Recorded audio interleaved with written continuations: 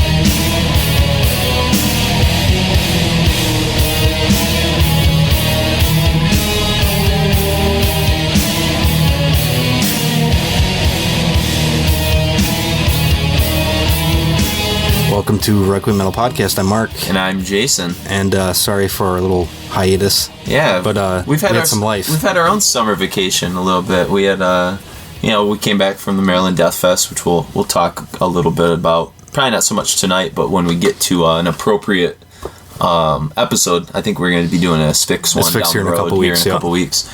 They played at the Maryland Death Fest. We'll get into more of the details, but yeah, we kind of had to take a break after that. I had school stuff to take care of, end of the year, grades and graduation kind of nonsense, and track coaching responsibilities, and you probably had art deadlines you had to do, and deadlines and moving and all kinds of fun you stuff. Move. Yeah. So we're in the new basement studio of the Ann Arbor version location. Subterranean. Yes. Yeah.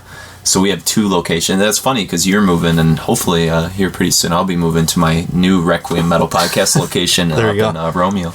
But obviously, you just heard the epic opening number, Gothic Stone, which is sort of the kind of intro piece to that, and then Well of Souls from the esteemed Candlemass. And this is definitely a band that both of us have been kind of late bloomers getting onto, and only within the last couple of years we've really started to digest it a lot and see. The influences, that was the big thing, but just there's always that thing when I was younger, is getting past Messiah's vocals. Yeah. It was just like, God, these are over the top as hell. Like, how do I process this stuff? And I think when anybody comes through metal the way that we did, which was sort of through like, almost like the back way, like kind of going extreme metal first, and then it was like, I had discovering a the brief, influences. thrash kind of diversion there, and then straight into the extreme stuff. The crazy stuff. And so I know what was a struggle for me, and we'll talk about this in one of the next upcoming episodes that we do too, because I think we plan on doing a Bruce Dickinson one, about how difficult, like Rob Halford, Bruce Dickinson, some of that stuff was for me to get into personally, because the over-the-top operatic, like high vocals didn't gel with, Entombed, and all the stuff that I was starting to kind of, get into. But I think especially for you, Candlemass was more of a tougher hurdle for you to get over because of your early impressions, I think, of what you thought the band were and how that sort of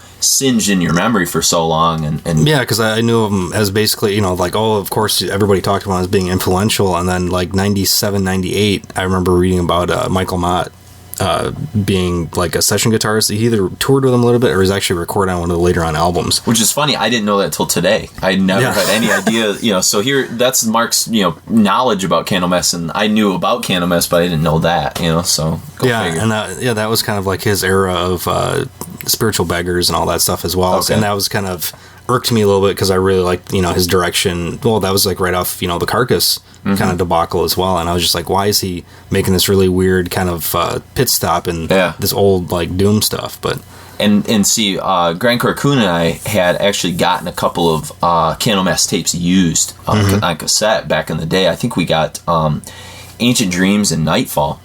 And I hadn't heard Tales of Creation until just in the last couple of years or whatever. And I dug them, but at the same time, we dug them, but like we liked the sound. We didn't like the vocals at all. So we'd like get really into like the riffs and stuff, and even some of the like instrumentals, like Into the Unfathomed Tower. I think that's the name of the song. But just some of these like weird kind of like the crunching stuff, because we were really into Doom early on. And musically, they're incredibly easy to get into. But it's just getting past the I guess Epicus is easier to get into than later on stuff with Messiah. But Messiah is like vibrato to a degree. And after a while, you kind of get the feeling that like it works. It's like it fits their sort of the bombacity of the lyrics and just how over the top with these sort of famous romanticism paintings and I guess at the time, that style of vocal on that music wasn't any. It was I guess akin to like the first Cradle of Filth record, where it's basically screaming over the top. Like what else would perfectly go with that than that? You don't want to hear like straight Ozzy, straight Dio kind of vocals or anything. So which Messiah is this weird mixture we were talking about of kind of Ronnie James Dio and Ozzy Osbourne. The two kind of Sabbath. Kind of great vocalists, and he sort of like takes both of them, but then like ups the notch, like takes it to the next totally level. Makes it his own. It's definitely he's totally influenced. It's almost like King Diamond level operatic stuff, but he doesn't have the screech tone. I guess he's more of a... He won't go as harsh, as some of the Diamond stuff will and go. he doesn't really do a whole lot of like a Halford or a Diamond, like just straight out scream. It all kind of builds there through vibrato and I don't think he has a huge range either. He's got a tighter range, vocal range, I think. Sure. Than him. You can tell. Yeah, he's probably more akin to Ozzy's range, but he actually has the muscle memory in his throat to be able to do things with it, not just... Well, and you definitely heard it in Well of Souls there, like, when he comes in at the beginning of that, he holds that note for like 15 seconds and like kind of, wavers it a little bit. It's awesome sounding, obviously. And it's a kind of a nice introduction to the band, even though we're going to kind of move backwards here in a second. But, the song Well of Souls is the opening number of Nightfall, which is kind of their... I would say, like, it's their Hall of Fame record, according to Decibel, and it's my favorite Candlemass. I mean, I don't know if you have a favorite one or if that will come up as we kind of talk about it, but... yeah, well, I'll out myself there. Yeah, we'll wait on that one.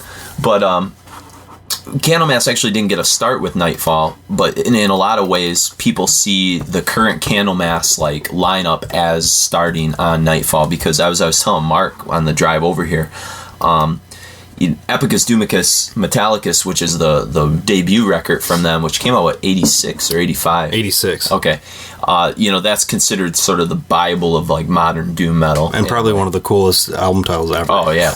And I remember reading about, like, certain people, when they first saw this record come out, they said that there's a lot of balls in a band that would put a record out called this, because you got to back yourself up. Well, it's like a declaration, yeah, exactly. You're declaring war, and you better have some weapons to wage it in the right sort of way.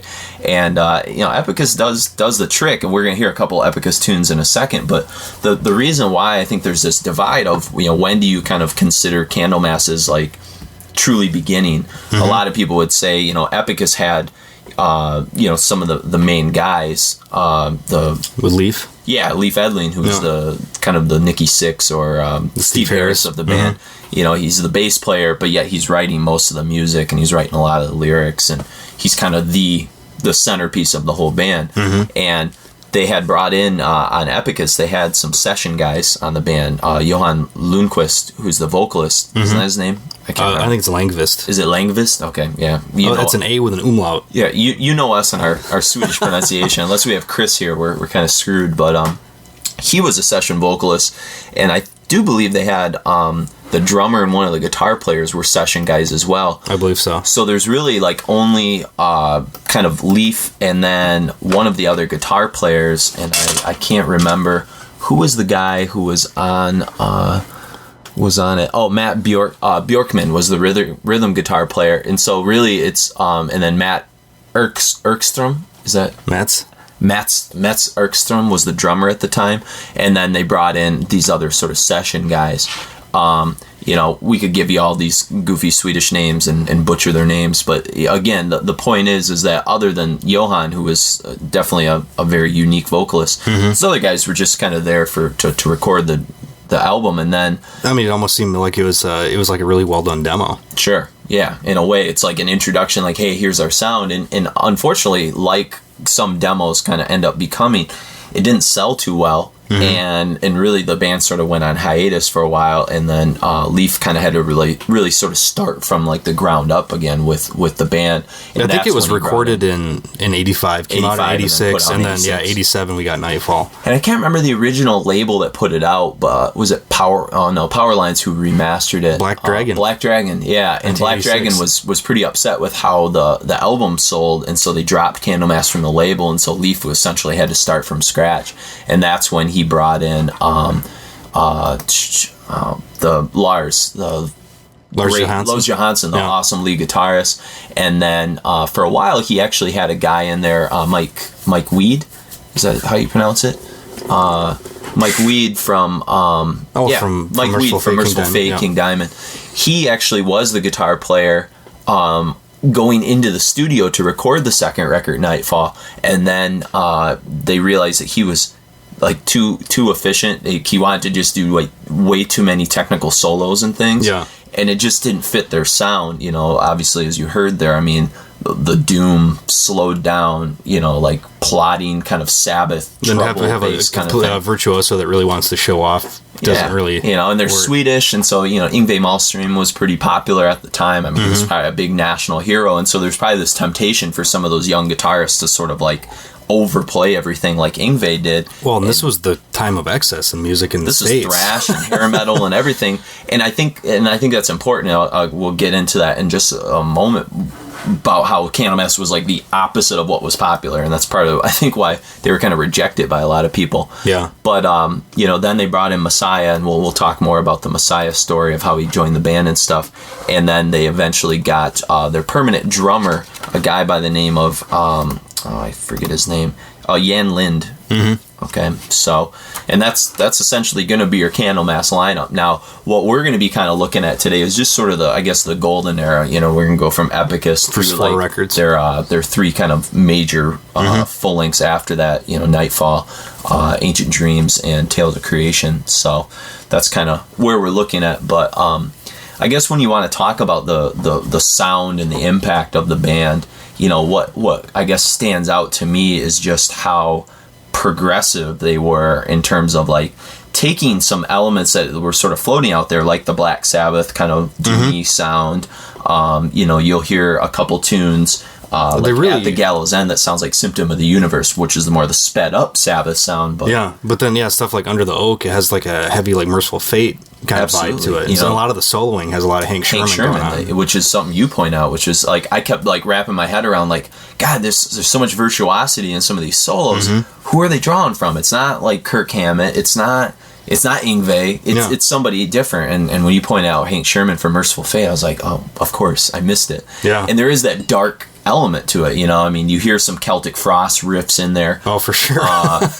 So Candlemass, even though they've got like a vocalist akin to a Dio or Ozzy or somebody like that, they're definitely not playing sort of safe hard rock kind of popular heavy metal type sound. I mean, they're coming out of a school where they're influenced by the darkness of Merciful Fate and Celtic Frost, these sort of like dark borderline kind of death bands. They're probably more influenced by the European stuff than the stateside acts that I can tell. And that's what you were saying is one of the reasons I think Candlemass wasn't given as much credit, except in like really like kind of indie underground circles, is that they just never were able to get mainstream success in the United States. I don't think they could penetrate with import sales. I remember seeing these records like probably in the early 90s in the import bins, but they're like $29. And I was like, well, I've never heard anything about these guys. I don't think I want to just like... it's like Blind Guardian pre, Imaginations. Yeah, $28. You heard about these guys, but you didn't, no one was going to go out and pay $30 for a band that you didn't really...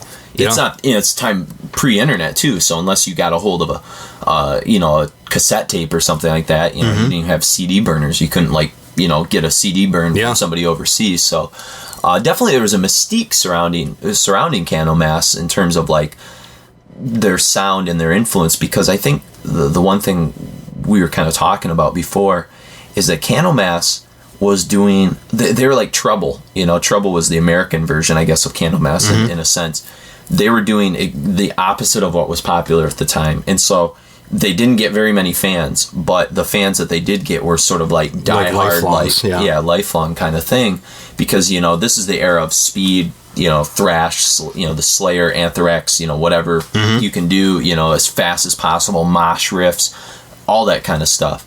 And even Judas Priest and Maiden bought into speeding up things in the mid 80s. Well, this is much more orchestrated, kind of classically influenced stuff. For sure. It's definitely like coming out of like sort of the Gothic romantic kind of era, right down to some of the paintings that they used for their album covers, which I think gives Candlemass again another iconic imagery, mystique. Gothic doom as we know it today, and I mean there's so many bands you could link into that, whether you talk about the kind of violin type stuff with Bride or even Paradise Lost and their, kind of medieval poetry, their medieval elements that show up in some of those early Paradise Lost. And, Candlemass is the start for all this, sure. I think the more I've listened to Candlemass, the more Paradise Lost is a direct, they're a direct kind of like, kid of this or whatever. For sure. But yeah, I mean, basically all they're doing is they're downtuning their guitars more, and there's death vocals. But there's so many of the elements that we'll hear, on the podcast today of the kind of solos that Gregor does are completely influenced by this stuff. We're going to hear it in our next set when we get into the Epicus tune. Demon's Gate has a very much a breakdown in the middle that's, you called it right away. You're like, oh my god, Paradise Lost. There it is. Yeah, and if you're familiar at all with Paradise Lost, you'll hear it instantaneously. Yeah, so they're a cool band, and we'll definitely... we'll get back to talking a little bit more about Nightfall, but the first thing we're going to throw out is a couple tunes from their debut, Epicus, Doomicus, and... we're going to start with Solitude, which I think Solitude is probably one of those songs that I'm sure Candlemass has opened up a lot of concerts with, because it's got that kind of, this is it. We're ushering in an era where it starts very slow and kind of builds to just the doom part that kind of kicks in. And I mean, really, when you're thinking about this, Black Sabbath, when they played their style of music, and even like older Pentagram and really outside of maybe like a Witchfinder General, or even the very first like Trouble releases. Vitus too. Same Vitus a little bit. But even Vitus came out more like mid 80s, right around the time of Candlemass, and they were kind of coming out of like the Washington DC like punk / doom scene, which was like a really odd scene when you think about it, but that's another podcast. Yeah. But I think Candlemass is one of the very first bands that intentionally comes out thinking to be a doom metal band. Black Sabbath, when they always say, what's the first heavy metal band? Is it Black Sabbath or Judas Priest? Because Black Sabbath were just a hard rock band that fell on the sound, whereas Judas Priest really sold themselves as a heavy metal band with imagery and everything. Yeah. And I think Candlemass is the first doom metal band, along with Trouble, probably, that kind of molds themselves, into something. Yeah. That will become the foundation and the genesis almost of all every doom. extreme metal thing in some form from then on. I mean, the Swedish death metal, and then the whole like UK doom scene. Oh gosh, completely. I mean, Cathedral, Paradise Lost, Anathema, all that stuff. Even Catatonia to some extent draws a lot of the roots from some of the Candlemass stuff. And just the melodies that they brought into the records were stuff that we didn't really see in metal up to this point. Yeah. Yeah, so and we'll talk more about their influence later coming up. But when you hear Solitude, really think about it. And there's some cool there's just some cool parts in this song in particular that have the Paradise Lost kind of sound as well. And then we're gonna bust into a Demon's Gates from Epicus, Doomicus, Metallicus. So enjoy. I'm sitting here alone in darkness, waiting to be free. Lonely and forlorn, I am crying. I long for my time to come. Death means just life. Please let me die in solitude.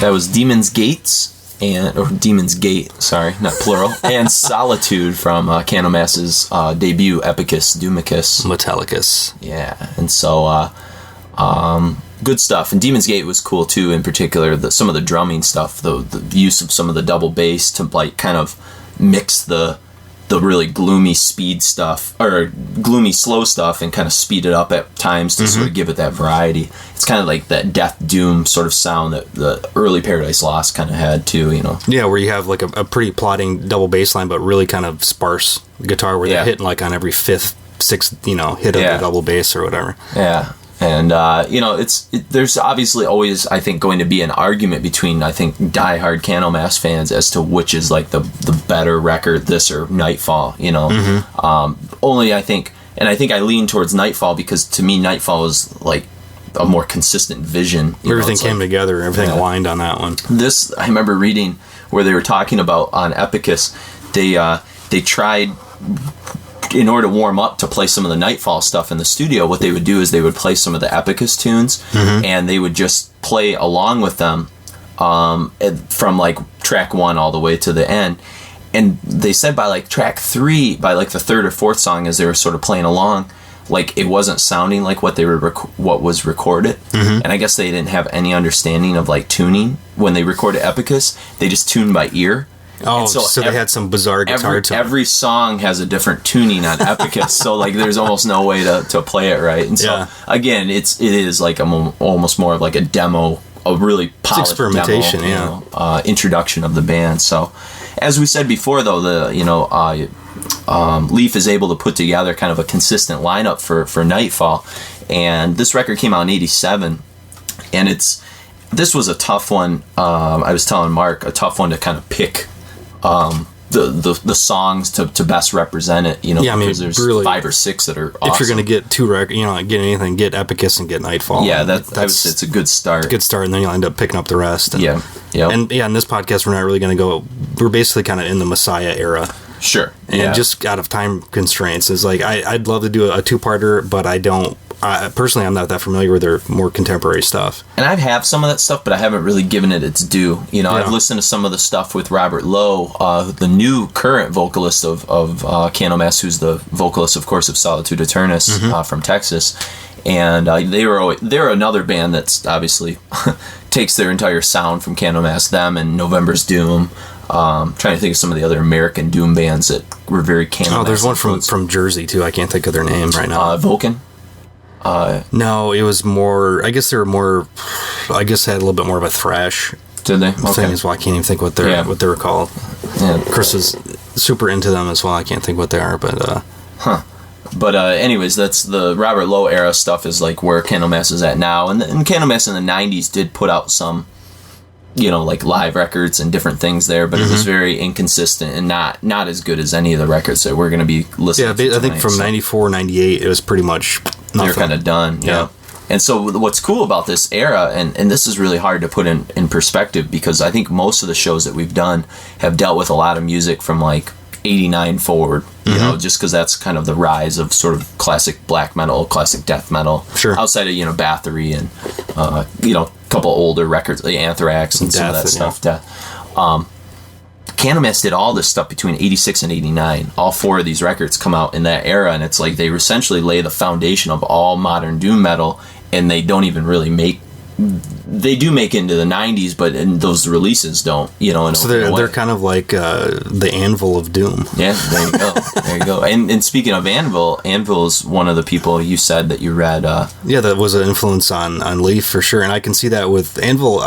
Say what you will about them, and they have some goofy lyrical content. They have some really cool guitar tones and really across the board. It's not straight thrash, it's not straight like Sabbath stuff, but they had definite heavy doom elements in there as well. So I can see how, and everybody from Scotty into Leaf thing, always mentions Anvil as some kind of influence. And I remember reading a story.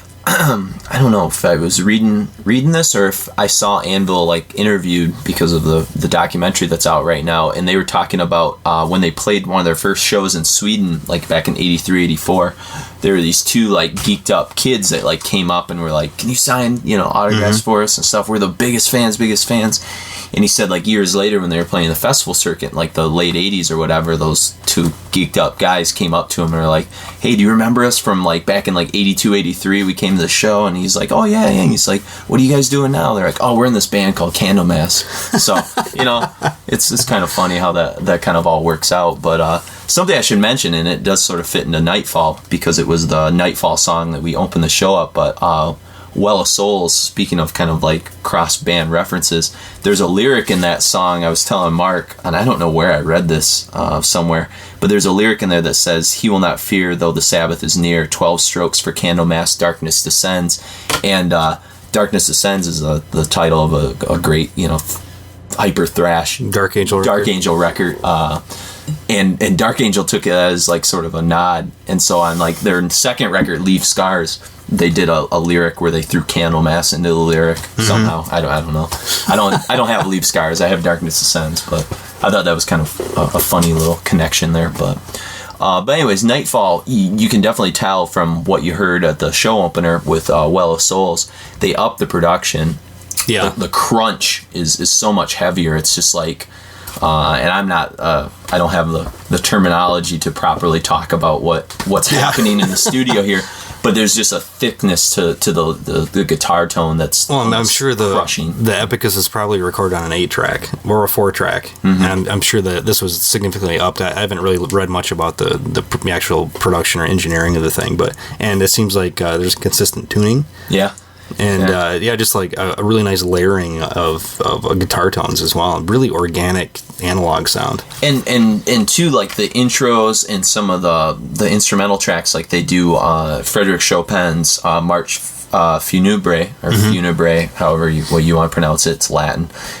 They kind of do that. And it bridges Samaritan with Dark Are the Veils of Death, and then of course you had Gothic Stone, which opens it, and I think Black Candles is some type of instrumental, but I think so. Don't quote me on that. Maybe Codex Gigas. But anyways, it's got a really nice sort of flow, and like I said, I mean, even though the cover to Epicus Doomicus is pretty sweet with the skull with the cross kind of through it. Yeah. The covers that you're going to see from Nightfall, Ancient Dreams, and Tales of Creation are all these old Gothic romantic paintings. And I think the guy that painted Nightfall is somebody Cole. I can't remember what his name is. But it gives it this doomy feel in a way, this sadness to it, almost it always had the feel to me like how Bloodfire Death, the Bathory record, it just throwing that kind of cover on it makes it that much more epic. Or, Blessed Are the Sick, that kind of cover. For sure. Yeah, Thomas Cole is who painted the Nightfall thing. But, anyways, the sound is there, and the songs that you're going to hear in a second, At the Gallows End, is the one I mentioned before that has a real, like, kind of Symptom of the Universe, Black Sabbath, kind of sped up kind of riff to it. Yeah. But it also... it's very much their Hallowed Be Thy Name in a way. It's got kind of this slow, like, intro, and even the fact that it's called At the Gallows End, it's about somebody who's going to be, hung on the gallows, just like Hallowed Be Thy Name. And then we're going to go from that into Samaritan, which you point out reminded you a lot of Force of Equilibrium, Cathedral. Those kind of long, drawn-out, slow riffs, yeah. And then Lars' solo in the middle is pretty sweet. There's layers all over the place with it. It's very anthemic as well. And one other thing that we should mention about Candlemass as we're kind of covering this era is the lyrics. I think, Trouble was kind of doing their thing, and Trouble would mix in religion, I think, sometimes with their lyrics especially. But he really brings like this fantasy element into a lot of the stuff. Like, a song like At the Gallows End is obviously not fantasy, but you're going to start to hear these like... He's bringing a lot of different references in. Well of Souls was like Indiana Jones and the Raiders of the Lost Ark, influence. But especially in Ancient Dreams and Tales of Creation, there's a lot of mythology and a lot of...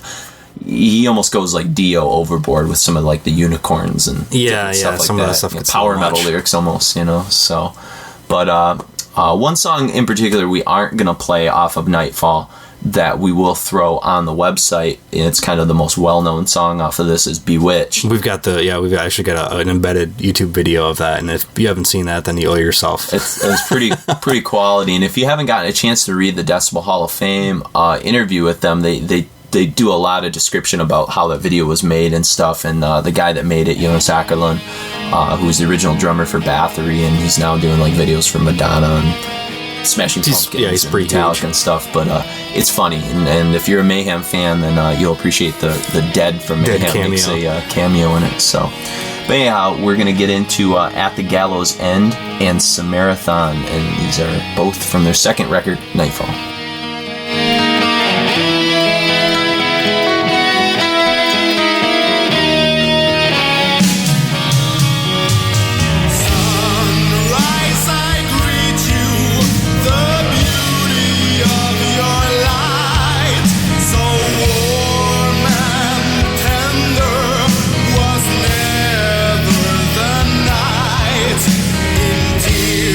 I see you, the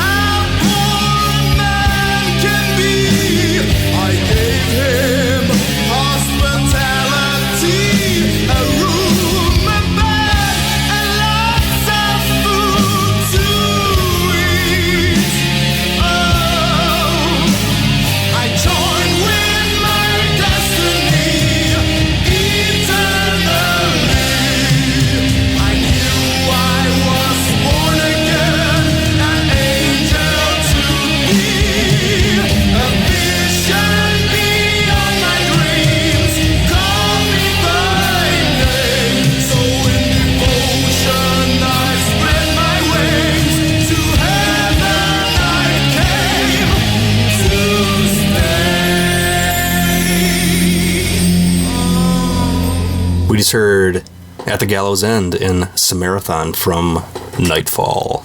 Yeah, and next we're going to move into the third record and the second with Messiah. And we didn't really mention that Messiah, when he entered the band, there's a lot of kind of funny material about this, but supposedly, you know, they were shopping around for a new vocalist, and I think he sent in think he sent in a tape of him singing over the top of like the Epicus tunes. And, I think Leaf was pretty intrigued, and then... He was incredibly persistent. Then didn't he move to, the city? He ended up just moving there before they accepted him at all. So he was pretty much gung-ho from the get-go. Shoved himself into the band, and I think the tension, you've got the Don Dokken, George Lynch kind of tension in the band from that point on, because... I don't think they got along with each other, really. No, you got two big personalities. I mean, it was how Steve Harris and Bruce Dickinson were at a time, but now they've kind of somehow made amends there, and kind of everybody knows their part in the band. But sure. I mean, Steve Harris formed Iron Maiden. He wrote 90% of the songs, and if you didn't go by his aesthetic, you're out. Yeah. Kind of thing. I think that's kind of Bruce became a huge personality. Yeah. And there was conflict, just like Messiah.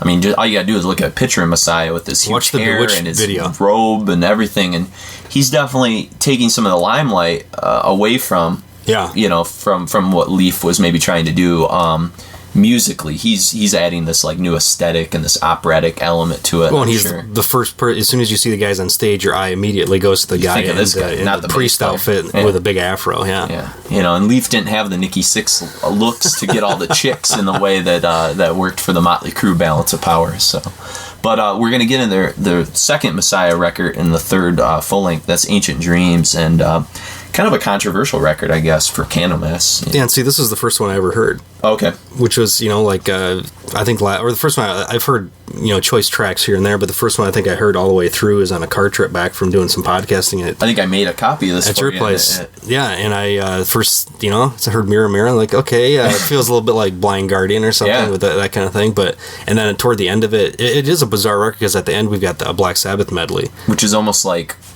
why? What's the point? You've already kind of taken a lot of these riffs and done things with them before, but it's more of a goofy. It feels more goofy, tongue in cheek than the kind of serious tone that we saw in Nightfall or Epicus. Sure, and there's a lot of. This is where they up the fantasy elements. Right from the cover is a lot more fantasy looking than say Nightfall, which has kind of got this solitary element to it. It's more classical. This is definitely. It looks like maybe like a 1960s sci-fi cover. Yeah, definitely, and tunes like the title track "Ancient Dreams," mention wizards and unicorns and all that kind of stuff. Oh, it still has the little angel chick on the back. Oh yeah, there you go. Album that keeps carrying over. Yeah, and I think what I've read about this record is it was rushed because they were supposed to do a tour with somebody. Can't remember who it was. If it was a tour with Motorhead or something like that, I think I remember reading. And so they kind of like rushed whatever they could in the studio. Came out the following year, '88. Yeah. So, and I don't think they were properly ready to do what they wanted to do. But Mirror Mirror, which we're gonna play off of this, Mirror Mirror and Bearer of Pain in particular are two like killer tunes. And if you just sort of pick choice tracks off of this, I mean, they were still in like. Musicality wise, like they were still right there. Yeah. It's just in terms of the focus of their songwriting, it's not always consistent on here, and you've got a lot of like filler kind of stuff, like the Black Sabbath medley. Cry from the Crypt is not a very good song. Anyways, I'm not going to slag on the record too much, but it's not essential, but you'll probably, if you become a Candlemass fan, it's something that belongs in your collection. You might as well. Why skip this record, But I know Leaf in particular kind of slags on this, and I think it's because he didn't like the production of it and how thin it sounds at times and different things. Whereas like when you hear like the sound of, say, Nightfall or the record that comes after this, Tales of Creation, like just it's got that bottom heaviness, that like sort of extra level of like crunch to it. Yeah. But Mirror Mirror is a cool tune. It's got some cool double bass stuff going on. I mean, it's just the sing along when he starts in with the Mirror Mirror. I mean, how can you not want to sing along with a tune like this? Well, as soon as you hear those first two words, you already know how it's going to go. Yeah, so. You kind of get the feel of it. So we're going to bounce into some Mirror Mirror, and then we're going to close out with a tune called Under the Oak, which we'll talk a little bit more about. And this Under the Oak actually makes 2 appearances in the Candlemass discography, but we'll talk more about that later. So enjoy some Mirror Mirror on the Wall.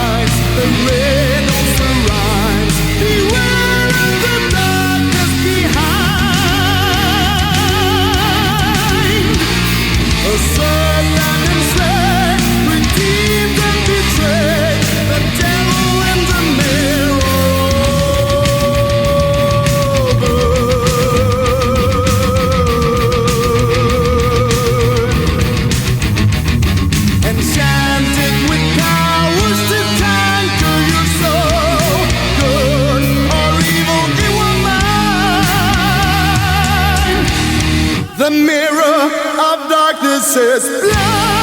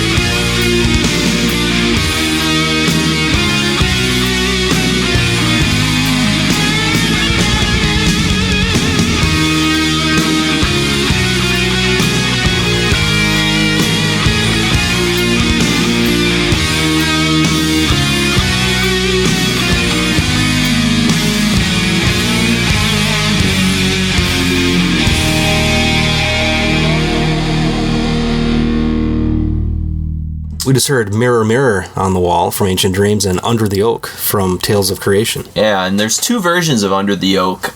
There's the one from Epicus, which I think you said you probably prefer, and I know I like the rawness of it, I guess. From Epicus you're saying? Yeah.